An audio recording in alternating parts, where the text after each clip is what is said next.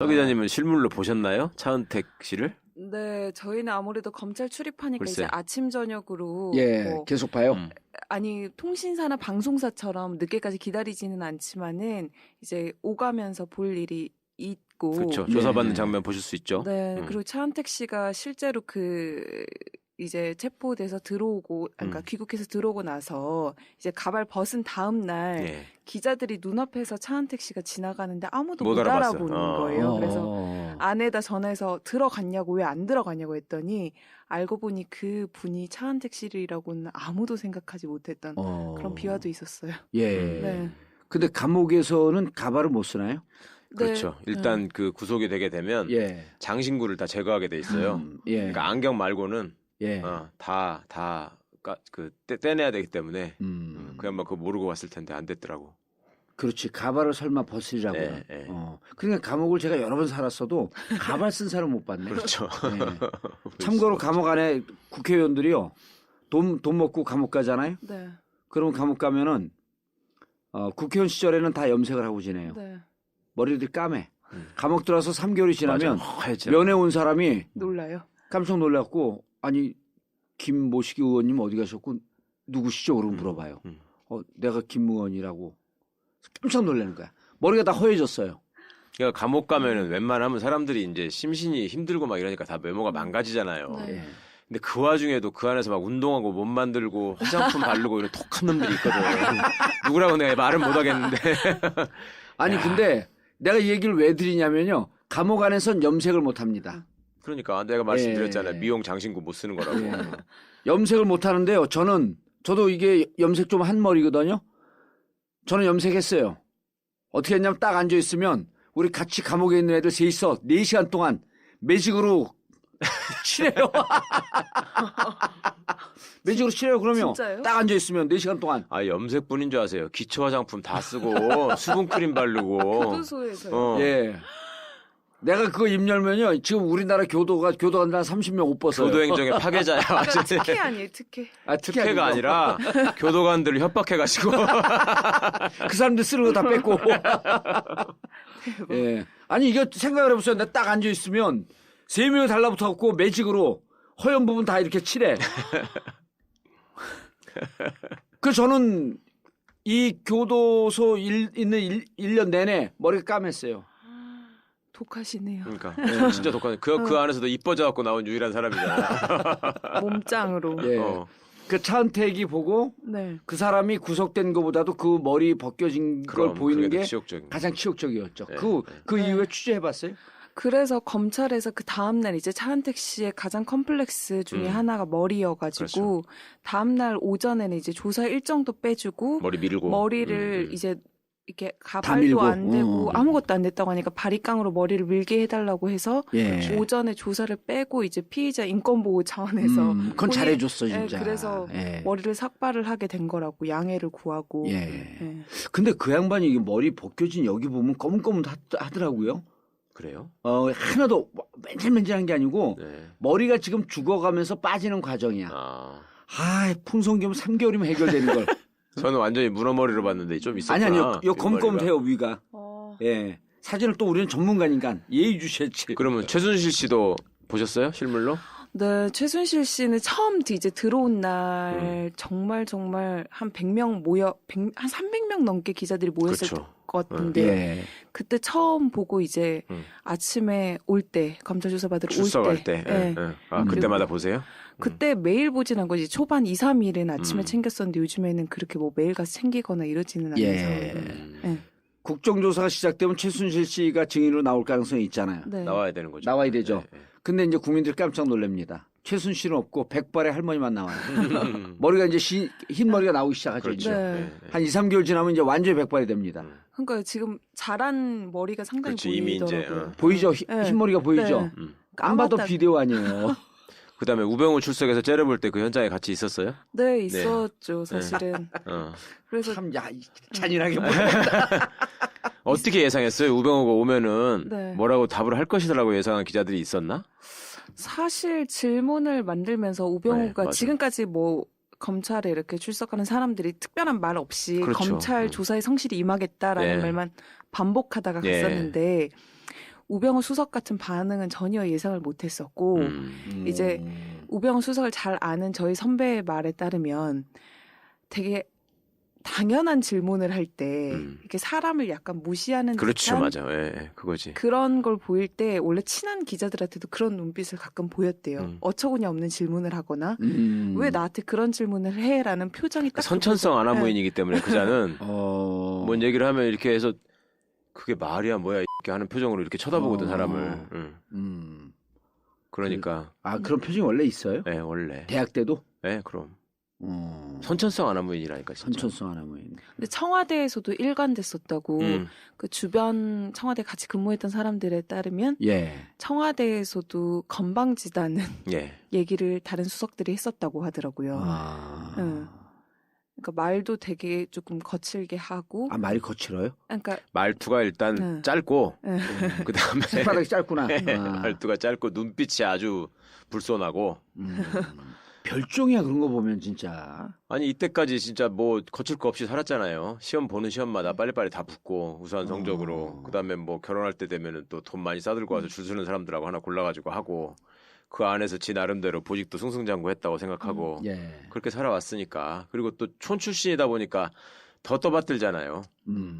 같은 영화 감독이라도 서울 출신 영화 감독을 하면은 뭐 서울에서는 그런 애들 그럴 수 있어 하지만 우리 전주 같은 데서 영화 감독 나오면 사람들이 막 오 감독이야 막 이러거든. 기억에 가면 그럼요. 그거 완전 다르죠. 예. 차원이. 그리고 본인 스스로 또 자기의 성취에 대해서 굉장히 드러내고 싶어하는 스타일이기 때문에. 거기도 네. 자기의 그 잘남을 그렇죠. 진경준처럼. 진경준하고 좀 틀려요? 비슷하지만 하여튼 이 사람이 좀 더 나쁘죠. 이 사람한테 다가가는 느낌으로는. 예. 그러니까 나는 그날 사실은요. 그게 제가 궁금했거든. 우병우가 포토라인에 쓰면 어떻게 할까. 네. 나는 솔직히 절대 물어보는 거에 대해서 대답하지 않고 네. 틀림없이 저기서 한번 건방 떨 거다 생각을 했어요. 근데 네. 아니나 다를까 답변하는 게 검찰이 물어보면 물어보는 대로 내가 대답해 주겠다 이런 식으로 얘기하고 네. 뜨갑시다 이렇게 하고 갔잖아. 그러니까 그때부터 무덤을 판 거지. 그렇죠. 예. 나와서도 똑같았잖아요. 나올 때도. 그걸 그렇죠. 본 우병우 검사 같은 경우는 네. 우병우 민정수석 같은 경우는 어쨌든 검찰 내에서 능력은 있지만 네. 후배 검사들로부터 그렇게 존경을 못 받는 스타일 아니에요. 근데 그것도 평이 약간 갈리는 게 이제 본인의 능력에 따라서 약간 능력이라고 하면 그런데 이제 우병우랑 같이 일해본 사람들은 이제 의외로 좋게 얘기하는 분들도 있더라고. 왜냐면 결정을 빨리빨리 해주고 이게 밀고 나가는 추진력이 있으니까 이제 후배 입장에서는 편하다. 편하죠. 편한 부분이 있다라고 말하는 이제 같이 일하는 검사도 있고 이제 밖에서 이제 옆에서 보기에는 예. 이제 너무 잘난 척을 많이 하고 이제 거칠 게 너무 없으니까 이제 안 좋게 평을 하시는 분들도 사실 많죠. 예. 적이 많죠. 네. 자, 본론으로 들어가서요. 네. 이제 특별감찰반 민정수석 산하에 거기 네. 압수수색도 했단 말이에요. 네. 지난주에. 국민들이 바라보는 시각은 이거예요. 음. 왜 김기춘 조사 안 하지? 네. 우병우 왜 안 치지? 네. 그 김기춘하고 우병우가 핵심 중에 핵심인 것 같고 네. 공모고 네. 안봉근 이재만은 또. 안봉근 이재만 요 네 명에 대해서 국민들 관심이 제일 증폭이 돼 있거든요. 네. 왜 미적미적거리고 있어요 검찰은? 그러니까 저희도 이제 검찰 수사가 지금까지는 대통령의 지시를 받아서 수사를 그러니까 지시를 받아서 그걸 이행한 사람들에게 수사 초점이 맞춰져 있었잖아요. 예. 근데 앞으로는 그 옆에서 그걸 방관하고 조장한 사람들이 사실 핵심이 저희가 봤을 때는 김기춘과 이제 우병우라고 예. 생각하는데. 안봉근 이재만 거기도 핵심일 거 아니에요. 근데 이제 검찰에서는 늘 얘기를 하는 게 우리가 부르고 싶다고 해서 다 부를 수 있는 게 그렇죠. 아니라 혐의가 나와야 된다. 혐의가 나와야 부를 수 있다라는 점을 사실 강조하고 있는 거고요. 김기춘 실장에 대해서도 어쨌거나 검찰의 입장은 김기춘 오늘도 뭐 수사하지 않냐, 부를 생각 없냐라고 했더니 아직까지 뚜렷하게 나온 게 없다. 이제 다만 우수석 같은 경우, 우전 수석 같은 경우에는 구체적인 혐의가 이제 나왔다는 거죠. 지난주 23일, 그러니까 지난 23일에 압색을 갔을 때도 압수수색. 압수수색을 갔을 때도 이제 검찰이 특정 자료를 찍어서 그 자료를 요구했다는 거예요. 우병우한테 가서. 네, 그 감찰 반실에 가서 그러니까 그 자료가 추정되기로는 최순실과 관련해서 감찰을 벌이고도 그 조처를 취하지 뭉개버린 거. 네, 그 관련해서 이제 찍어서 갔다. 그거를 저기 정확히 말하자면 민정수석실에 있는 그 특감반 사무실을 간 거잖아요. 네. 그러니까 이거를 사람들한테 막 헷갈리게 말이 나와요. 그러니까 민정수석실을 압수수색했다 이렇게만 딱 처음에 속보가 딱 뜨니까 네. 그러면 청와대 경내로 들어간 줄 알았거든. 네. 그러니까 다들 사람들이 그렇게 착각을 했죠. 그러니까 야 저희는. 민정수석실을 치니까 그래서 최재경이 사표를 냈구나 이렇게까지 또 생각하는 사람도 네. 있었단 말이에요. 네. 그리고 또 민정수석실 산하에 특감반이 있습니다. 네. 그거는 바깥 사무실을 쓰고 이걸 조홍천 의원이 설명을 하니까 네. 그러면 이석수 사무실을 또 가서 압수수색했네 이렇게 또 생각을 하거든. 네. 그러니까 그걸 구분해서 알려줘야 돼. 맞아요. 그러니까, 헷갈릴 수가 있죠. 예. 지금 압수수색을, 그러니까 지난 23일에 압수수색을 한 곳은 이제 민정수석실 산하에 있는 특별감찰반. 예. 경외에 있는 거 아니에요? 네네. 예. 그 예전부터 거기에 있었어요. 그러니까 민정수석실은 산하에 예.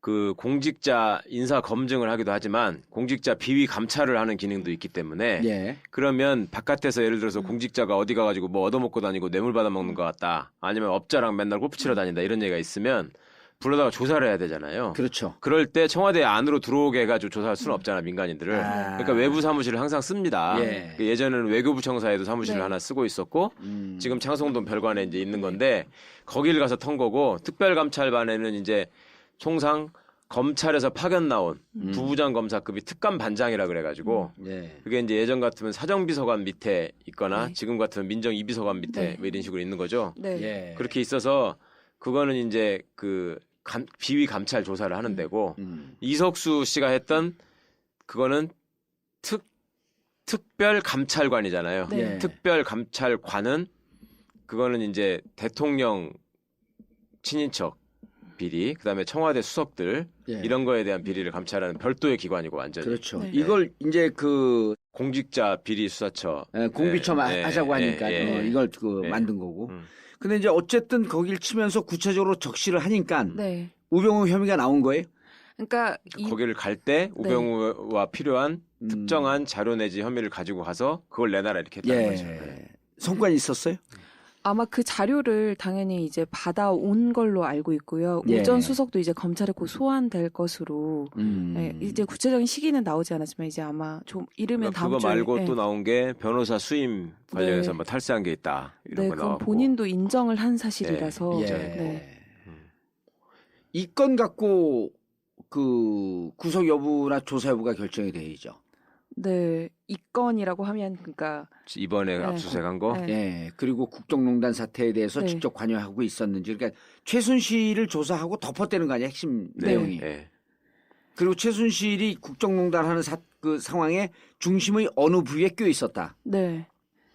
그러니까 우전 수석이 지금 받고 있는 주요한 거는 우전수석이라 그러면 아예 기분 나쁜 게 우병우라 그래요. 우병우가 우병우로 믿지 않는 게 다행이지 뭐. 우병우가 받고 있는 것은 이제 우병우 수석도 당연히 우병우도 당연히 이제 최순실을 알았을 것이고 예. 그 사실을 알고도 이 사실을 덮었다라는 그 혐의가 주된 혐의고 이제 이 사실 공소장에도 보면 청와대에서 이 사실을 미리 알고 있었는데 그 알고 이렇게 검찰 수사에 대응한 비슷한 이렇게 내용이 나오기도 해요. 그러니까 우전 수석이 어쨌거나 지속적으로 본인은 최순실을 모른다고 하지만은 검찰 수사에 대비를 하고 이걸 덮으려고 했던 정황이 나왔기 때문에 예. 그거에 대해서 주된 수사를 하고 또 두 번째로는 그 롯데 70억 돌려준 부분 예. 그게 그 크죠. 우병우가 예. 안종범한테 알려줬다고 지금 네. 추측하고 있는 거죠.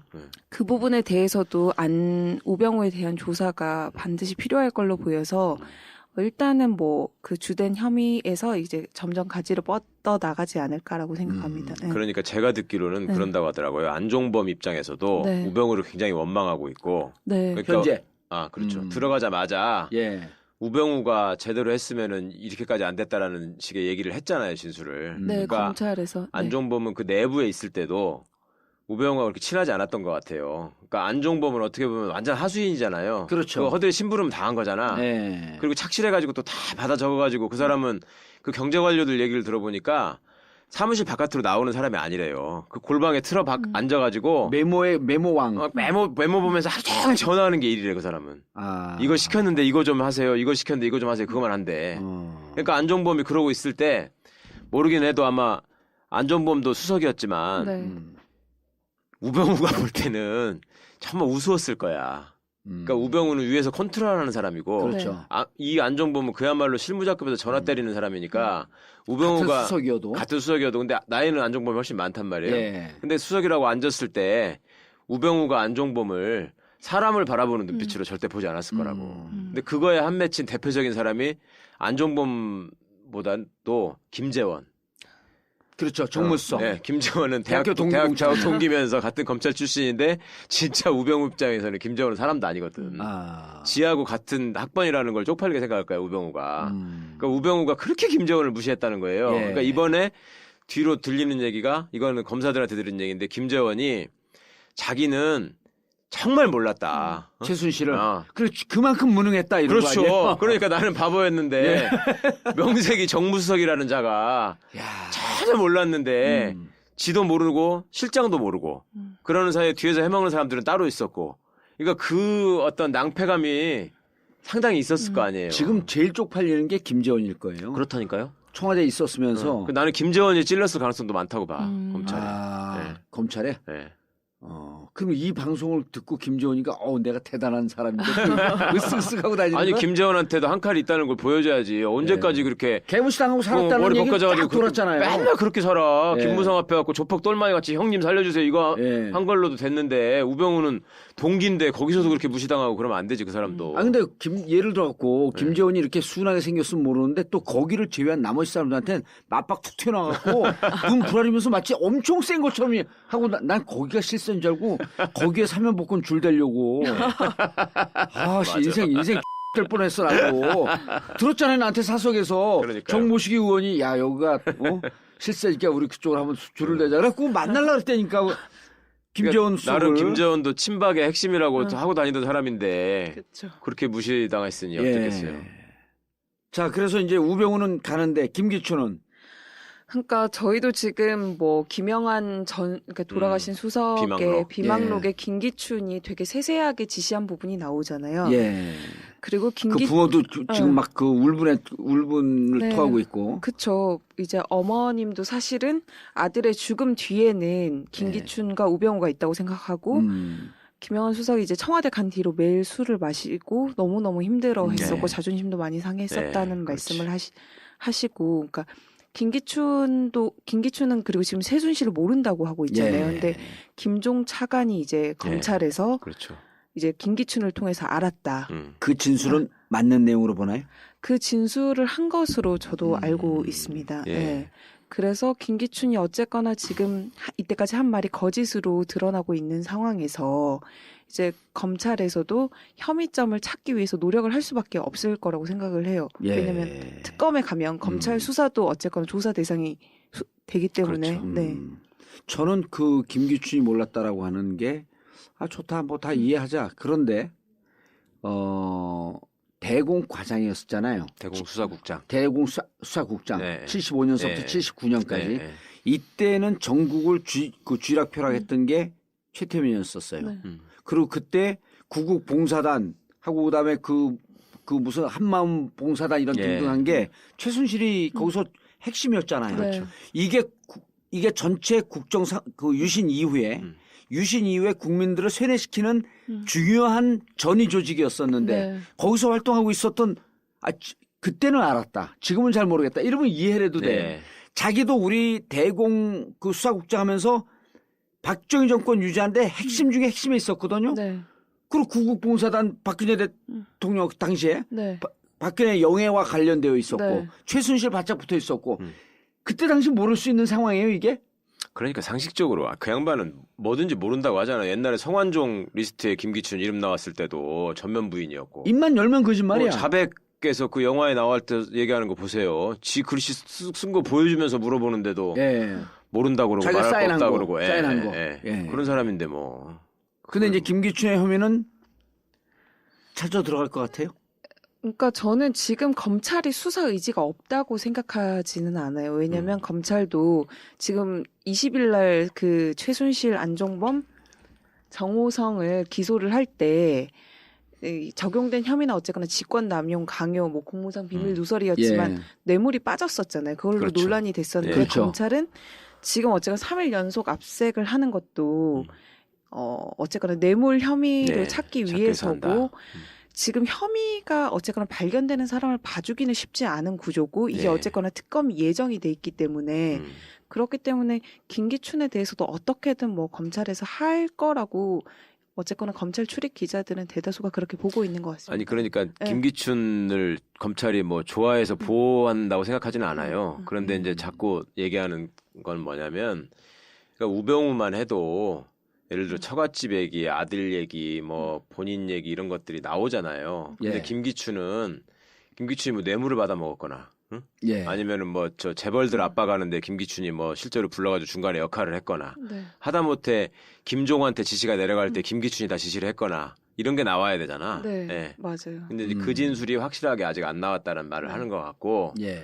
근데 이제 앞으로 좀 시간이 가다 보면 김기춘과 관련한 진술이 나올 수 있는 상황들이 많이 있죠. 그러니까 이제 안종범 같은 경우도 사실은 들어가기 전부터 들어간 직후에 제가 말씀드렸지만 들어가기 전부터 동아일보하고 인터뷰를 하고 이러는 모습이 이 구도로 가다 보면 우병우가 짜놓은 그림에서 자기가 주범이 돼가지고 혼자 죽게 생겼으니까 미리 털고 간 예, 거죠. 미리 털고 가서 들어가가지고는 나는 억울하다 사실은 시키는 대로만 했다. 네. 그리고 이것이 사전에 이렇게 예방이 될 수 있었는데 우병우가 중간에서 이렇게 네. 하는 바람에 이렇게 됐다는 얘기를 다 하는 것 같거든 네. 지금. 예. 그러니까 이제 그러다 보면 김기춘이 관여한 흔적이 이제 나올 수밖에 없을 것 같다는 생각은 들어요. 안종범은 다 털고 있나요? 그러니까 안종범 수석은 지금까지 검찰 판단은 최순실을 정말 모르는 것 같다고 판단을 하고 있고 안종범 수석은 자기가 이제 한 일에 대해서는 구체적으로 얘기를 하고 있고 사실 예. 검찰이 이렇게 쓴 공소장 내용도 대부분의 안종범 얘기잖아. 안종범의 예. 진술과 다이어리를 바탕으로 예. 그 구체적인 게 아, 나올 수 있었던 예. 거죠. 대통령 혐의를 만드는데 참으로 모범생이긴 하네 안종범이. 그렇죠. 예. 돌쇠 스타일이라고 누가 이렇게 표현을 하던데. 근데 거기서 안 풀었으면 여기까지 못 왔던 거 아니에요 또. 그런 면이 있죠. 그러니까 이제 결정적인 거는 정호성 휴대전화하고 안종범 다이어리였지. 첫 번째 예. 공소장에는. 네. 네. 근데 이제 문제는 오히려 김기춘보다도 저는 이재만 안봉근이라고 생각해요. 네. 거기는 사실은 혐의점을 찾으려고 덤벼들면은 많이 있거든. 인사에 개입한 흔적도 많을 네. 것이고 중간중간에 또 이권 관련해서 그렇죠. 두 사람 일이 많이 나왔기 예. 때문에 경찰 인사도 안봉근 얘기가 계속 나왔던 거 아니에요. 예. 그리고 정호성이보다 안봉근 이재만이가 어떻게 보면 조금 더 근본이 없는 양아치에 가까운 스타일이거든. 자기 관리 면에서 보자면. 그렇죠. 정호성은 대학원 그 석사를 마치고 정호성이는 그리고 제가 들어봤더니요. 예. 걔는 고시공부도 했대. 고대 다닐 때 네. 사법시험 준비를 했대요. 그래가지고 정호성이하고 같이 사법시험 준비하던 놈들이 또 검찰에서 잘 나가는 놈들이 있었더라고. 또 그 얘기를 들었네 검사들한테. 예. 근데 걔가 지금 갑자기 지금 굉장히 긴장하고 있대. 정호성의 친구가. 아니 그러니까 그 세 사람의 역할이 청와대 관계자에 따르면 어떤 세 사람의 역할이 분명했다고요. 안봉근은 어쨌든 운전기사 출신이잖아요. 그쵸, 원래가. 그래서 대통령이 안봉근한테는 철저하게 심부름만 시킨다는 거예요. 그리고 셋 허드렛 일. 중에서는 정호성이 가장 똑똑하고 그렇지. 박사잖아요. 그렇죠. 예. 그래서 정호성에게는 그나마 이제 뭐 의논할 수 있는 일이나 그나마 그런 상의가 그나마 셋 중에 가능했고 나머지 둘은 정말 심부름을 하는 역할을 했고 그래서 수석들한테도 물어봤더니 정말 세 사람이 실세였냐 몽골이 3인방이었냐라고 했더니 우리가 느끼기에는 뭐 일부긴 하지만 우리가 느끼기에는 그냥 회사에 있는 총무나 비서 같은 느낌이었다. 그렇죠. 착하고 순순하게 네. 시키는 것만 했었다는 거 아니에요. 네, 진짜 예. 심부름 하면 네네 하면서 왔다 갔다 하는 그런 느낌이었지. 이렇게 실세 생각했던 것보다 이렇게 더 실세라고 생각하지 못했다라는 거예요. 그러니까 그렇게 측근인지 예. 그렇게 얘기를 하죠. 그러니까 그 안에서 그 사람들이 정책 결정이나 이런 거에 관여할 수 없는 상황이니까 네. 아무래도 눈에 덜 띄었겠지만 네. 저는 그러니까 그 사람들은 오히려 그 그늘에서 움직이기가 더 편했을 수 있다는 맘 거죠. 놓고 먹었다. 그렇죠. 예. 바깥에 나가가지고 최순실 만나서 뭐 하고 할 때는 그 둘이가 많이 움직였어야 되잖아요. 실제로 차 타고 데리고 들어오거나 이런 거 할 네. 때는. 안봉근이나 이재만이. 네. 예. 그러면 들어올 때 이재만이한테 최순실이가 아무 얘기도 안 하고 들어오겠냐고. 들어오는 차 안에서 야 누구 저거 경비 저럼 싸가지 없더라 이것부터 시작해가지고 그렇죠. 우리 애 친구 아빠가 무슨 회사 하는데 그거 좀 봐줘야 되는데 챙겨봐 이런 얘기 다 했을 거라고. 근데 그 얘기를 다 알고 있을 텐데. 네. 그러니까 그 사람들은 최순실하고 분명히 커넥션이 있을 거고 그거 관련된 일을 했을 것이고 혐의를 찾기로 덤비면 충분히 할 수 있을 것 같은데 나는 그때 돌려보낸 게 되게 이상하다고 생각해요. 집에 왜 압수수색도 안 돌려보냈어요? 했잖아, 걔들은. 그러니까 저희도 사실은 긴급 체포 가능성을 염두에 두지 않은 것은 아닌데 이제 검찰 입장에서는 증거가 있어야 그렇죠. 되니까. 네. 근데 압수수색도 안 했잖아요, 그 두 명은. 제가 알기로는 지금 명확치는 않지만 관계자들의 자택을 다 압수수색한 걸로 알고 아, 있거든요. 그래요? 근데 정호성 같은 경우에는 그때 이제 휴대폰 이제 특별수사본부가 꾸려지고 이틀 뒤엔가 압수수색을 나갔잖아요. 네. 근데 그 정리되지 않은 청와대 짐 속에서 이제 휴대폰이 발견이 됐다는 본인의 거예요. 여러 휴대폰 중에 하나예요? 뭐예요, 그게? 그게 난 그러니까 이상하다고. 청와대에서 예. 나왔잖아요. 예. 그 3명을 잘랐잖아요, 일단. 짐 싸갖고 나와야 될 거 아니에요. 예. 그때 이제 대포폰 쓰던 거를 거기다가 이렇게 싸갖고 왔는데 거기서 찾았다는 거잖아요, 네. 지금. 그 집에서. 본인이 나가고도 이렇게 상황이 심각할 줄 모르고 정비를 안 한 거예요? 어떻게 된 거예요? 그런 거지. 그러니까 그래서 검찰에서도 성공적인 압수수색이다 이런 얘기를 계속하는 게 정호성 집을 압수수색한 게. 네, 그때 치고 들어올 거라는 거를 이제 그 예상을. 사람도 예상을 못한 시기에 갔다는 거죠. 그래서 검찰도 그 부분을 찾아낸 것이 뭐 가장 자기들이 잘한. 그러니까 그게 부분이죠. 우병우 자른 게 크다니까. 네. 우병우를 자르면서 잘라내니까 그게 가능했던 거지. 우병우가 있었으면 우병우가 민정으로 있으면. 그냥 다 알려주고 대비했죠.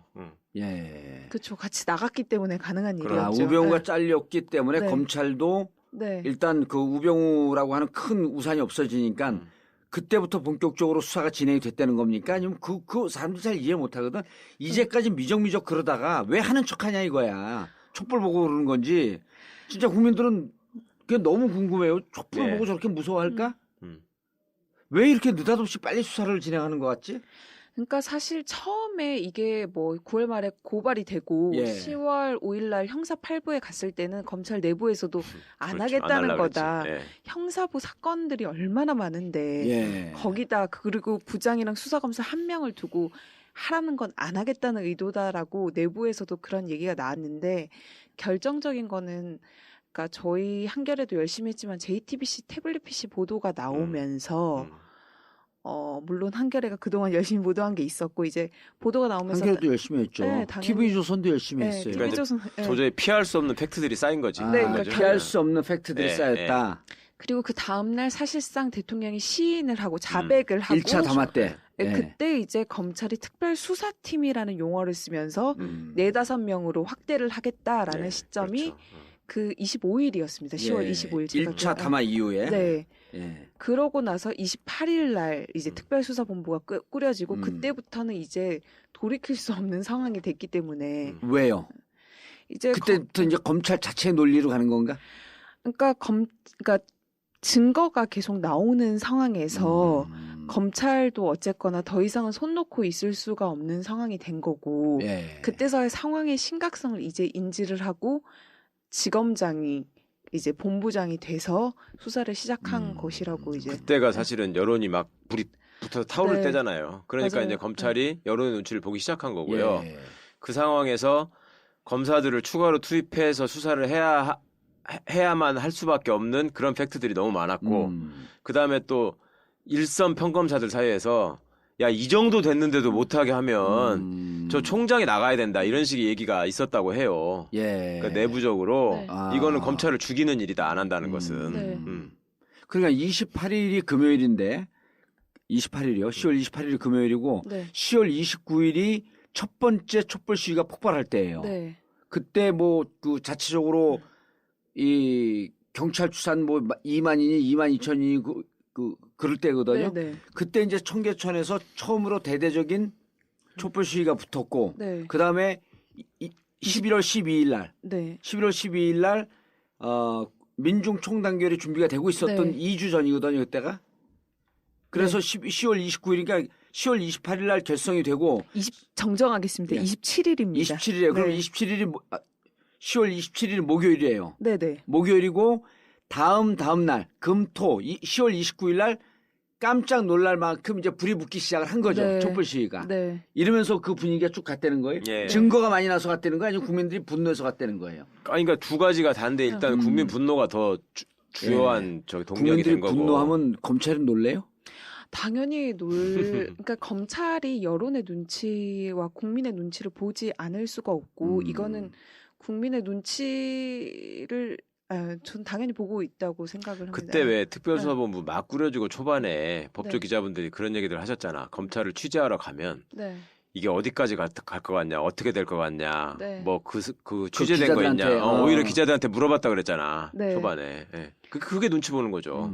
그러니까 어디까지 이제 그때까지만 해도 이제 언론이 먼저 치고 나가고 그렇죠. 있는 상황이었고 그렇죠. 검찰은 눈치를 보는 상황이었기 그렇죠. 때문에 오히려 이제 취재를 하는 기자들에게 어디 내일은 이제 뭐가 뭐가 나오고 나오냐. 이제 뭐에 지금 중점을 두고 취재를 하고 있냐라는 게 음. 그때까지만 해도 이제 검찰의 관심사였. 그때는 어쨌든 여론을 쫓아가는 상황이었다. 네. 예.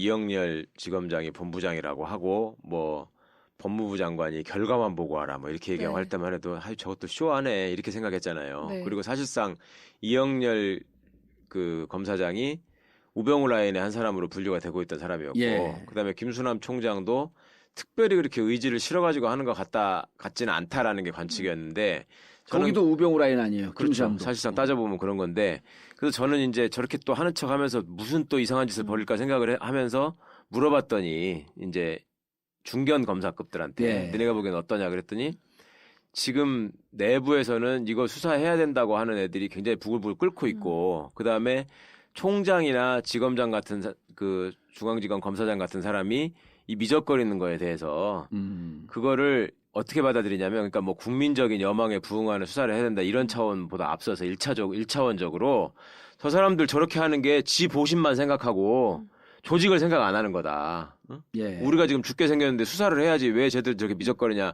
이런 얘기가 있었다는 거예요. 그러니까 그걸 제어하기가 어려운 거지 사람들도. 예. 그러니까 내부에서도 사실 이제 평검사들 사이에서도 네. 이게 중요한데 음. 이게 형사부에서 왜 저러고 있는 그렇죠. 거냐라는 얘기가 나왔었고 검찰이 그 청와대에서 정우성 핸드폰 이제 압수수색해서 증거물을 확보할 수 있었던 데는 청와대에 보고하지 않았기 때문에 그렇죠. 사실 성공을 했다는 얘기가 이제 나오고 있는 거죠. 실제 보고를 안 했나요? 네, 우병우가 없었으니까 못했죠.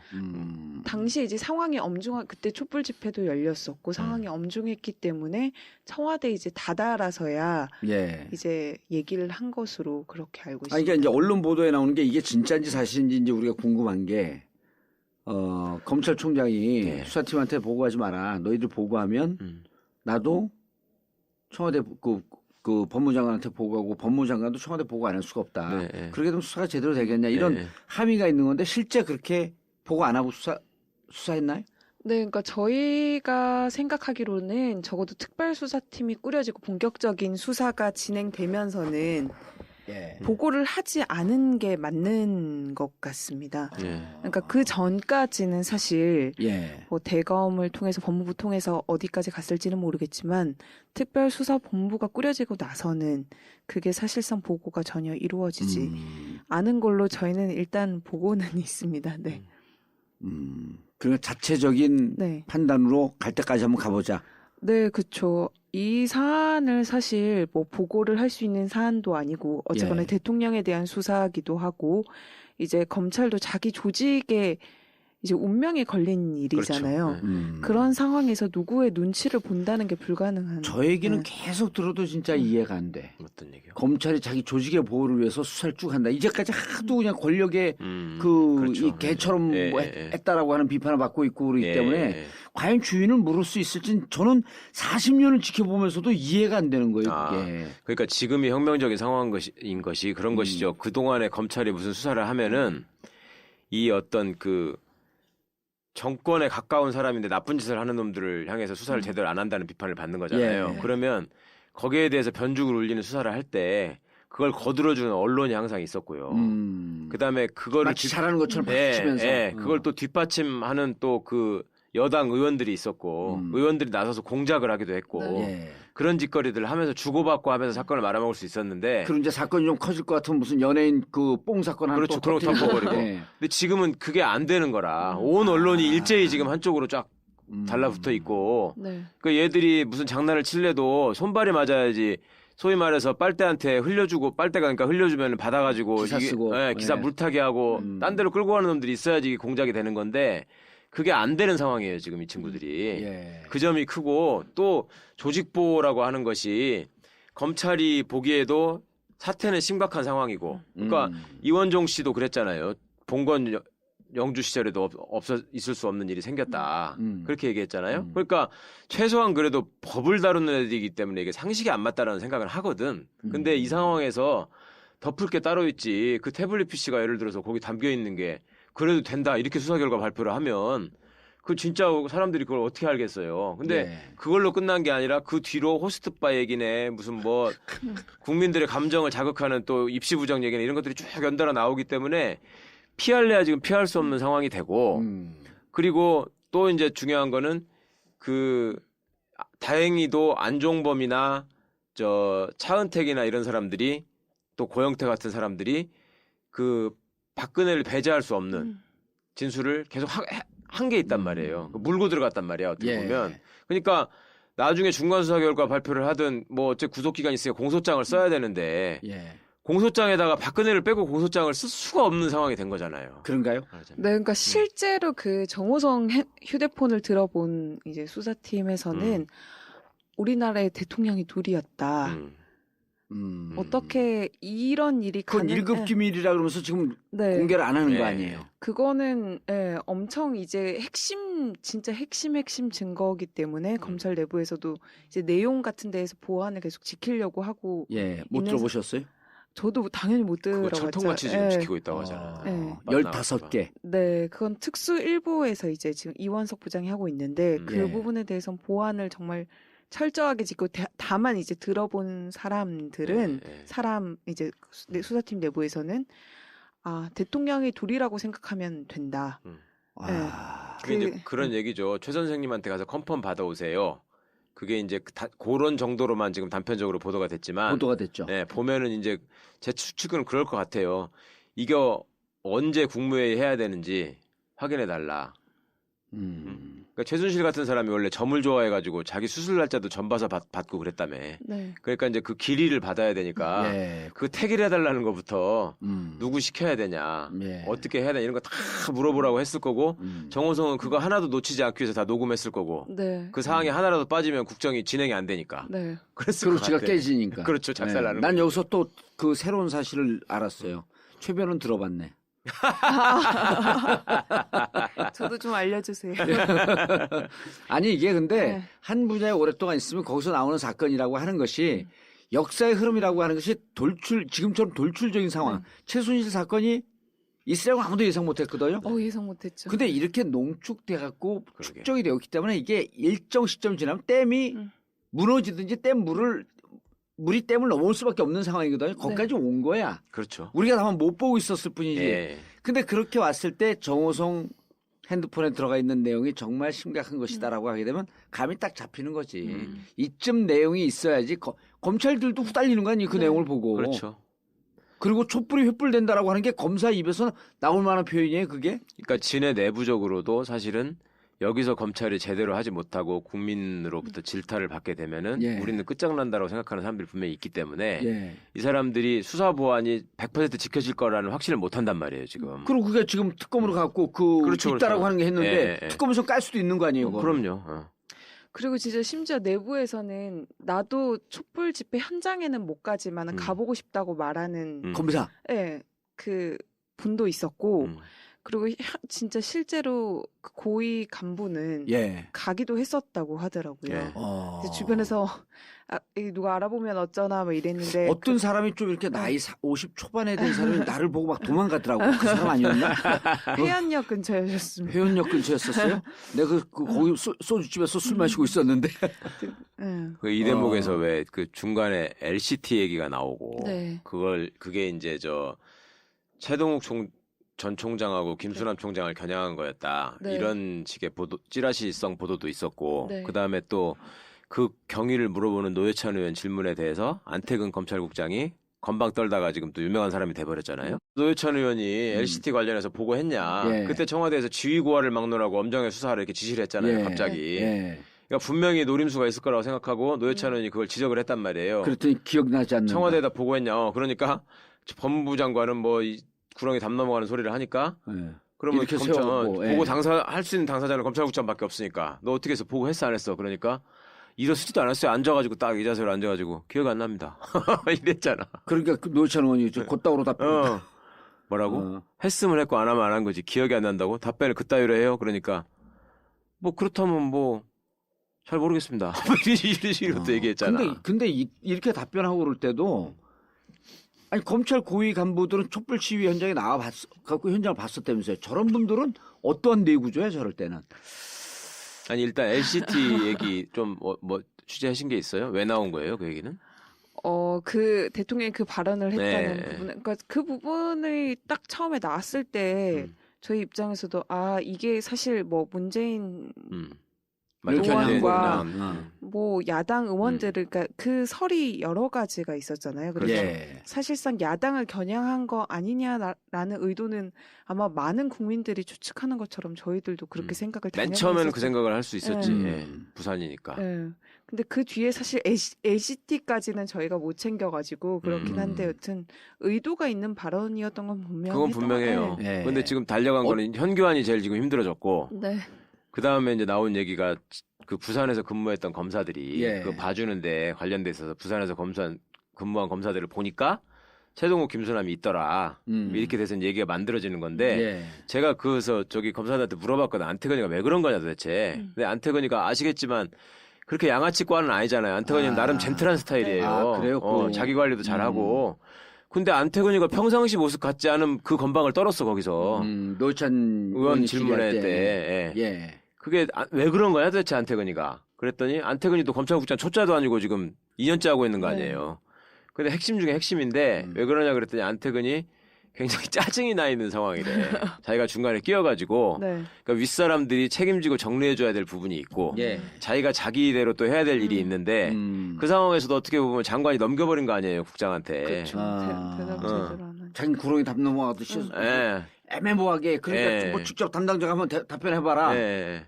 그러니까 안태근 입장에서는 똥물이 제대로 튄 거지. 지도 사실은 하고 싶어서 그러는 거 아닌데 자기를 딱 찍어가지고 그렇게 이제 나오니까 짜증을 낸 거라고 하더라고. 네. 노회찬 의원한테. 예. 그리고 동시에 법무장관한테 짜증도 낸 그렇죠, 거 아니에요. 그렇죠. 왜 자꾸만 이런 걸 우리 네, 실무자들한테. 그러니까 정확히 말하자면 지 처지가 짜증이 난 거야. 내가 여기서 참 이런 진짜 인생 인터내셔널 으로 살고 있어야 되는지. 요즘 많이 후회한다고 하더라고요. 그렇게 한 거에 대해서. 이게 너무 유명해졌어. 안태근이는 거의 우병우급이에요 지금. 그러니까 아니 그렇죠. 그게 내가 그 유튜브에서 봤을 정도니까. 예. 그리고 안태근은 우병우하고 동기인데 대학 동기인데 그다지 친하지 않아요. 그 우병우를 안 좋아해. 우병우 좋아하는 사람들 없잖아요. 아니 그 중에는 또 한둘씩은 있죠. 술 얻어먹고 다니고 골프 공짜로 치고 이런 놈들은 좋아하지. 근데 안태근 입장에서 이제 자기가 우병우급이 돼버리니까 이거. 자, 이게 이제 궁금한 게요. 그 특검이 시작이 되죠. 예. 언제 시작이 됩니까? 12월 아니 그 날짜는 아직 안 정해졌고 예. 12월 한 첫째 주 둘째 주 가야지 특검이 움직일 수 있을 것 같은데. 네, 저희가 그죠? 예상하기로는 한 11월 빠르면 이제 11월 말쯤. 11월 말에 준비 작업이 시작되고. 준비 작업이 네. 되고. 네. 자, 그러면 검찰은 특검이 들어가게 되면 손을 딱 놓습니까? 이제 특검이 들어가게 그 되면 과정을 잘 몰라요, 국민들이. 사무실도 구해야 될 것이고 예. 이제 특검도 나름대로 준비 작업을 해야 되는데 그게 거기 20일이 주어졌잖아요, 네. 법적으로. 네, 네. 예. 그래서 그 과정에 대해서는 이제 누가 수사를 해야 된다라는 명확한 그런 규정이나 이런 게 없기 때문에 일단 검찰 입장은 특검이랑 협의를 해야 한다는 입장이고 이제 뭐 사무실 같은 거 구할 때 자료를 많이 요청을 하게 되면 이중 수사를 할 수 없기 때문에 그때는 이제 뭐 자료 요구를 하는 순간 이제 넘길 것이고 예. 그렇지 않고 이 기간에는 검찰이 조금 더 수사를 계속 진행하라라고 하면 검찰에서 할 것이고 이제 그때가 예. 조금 이렇게 애매모호하게 예. 오버래핑 겹쳐지는 순간이에요. 그 20일은 당연히 겹치는 예. 시간이죠. 예, 예. 그때 그래서 이제 그거 겹치면서 기존 검찰이 할 수도 있고 이제 특검이 준비하면서 좀 할 수도 있고 네. 또 하나 이제 궁금한 게 뭐냐면 그러면 아까 얼핏 무슨 얘기를 했냐면 검찰도 특검의 수사 대상이 될 수 있다. 네. 네. 그런가요? 그렇죠. 네. 너희들이 제대로 수사를 했는지 그러니까 안 이제 했는지. 이거를 뿌리를 따라서 쭉 들어가다 보면 예. 세계일보에서 그 문건 유출 파동. 그러니까 2014년. 이제, 박관천, 조홍천 예. 등장하는 십상시 문건 사건이 뿌리인데 그 문건에 사실은 정윤회를 중심으로 다 돼 있는 것처럼 그때는 사람들이 알고 있었지만 최순실도 언급이 돼 있다는 거잖아요. 네. 그리고 예. 지금 확인된 건데 그때 회동하는 장소라는 강남의 무슨 중국집 이런 데가 장시호나 이런 사람들도 그 네. 애용하던 중국집이고 이런 얘기들을 예, 나오고 있죠. 예, 그게 또 기록도 돼 있었고 검찰이 알고 있었다는 거잖아요. 그리고 들어가서 박관천 씨는 그 얘기를 계속 강조해서 했다는 거잖아, 자기는. 그렇죠. 근데 그걸 수사를 안 하고 다 덮어버린 거였으니까. 그리고 그때의 주역들이 지금 윤곽금, 김수남이 그때의 공로를 인정받아가지고 줄줄이 승진한 거 아닙니까? 그렇죠. 어. 음. 그 조홍천을 그때 막 구속까지 하려고 했었으니까. 예. 그러니까 이제 아, 실제로 그 부분들은- 실질적으로 기소한 거 아니에요? 그러니까 구속까지 하려고 했는데 영장이 기각됐고 음. 기소해서 무죄 나왔고 이렇게 된 예. 상황이죠. 그러니까 이제 그렇게까지 무리하게 몰고 갔던 그다음에 이제 그 또 배경과 정점에는 누가 있었냐? 그렇죠. 그리고 이제 음. 경찰 한 사람이 어쨌거나 자살을 했는데 네. 그 관련해서 이제 지금 증언이 나왔잖아요. 우병우가 직접 전화해가지고 예. 회유하고 협박하고 했었다.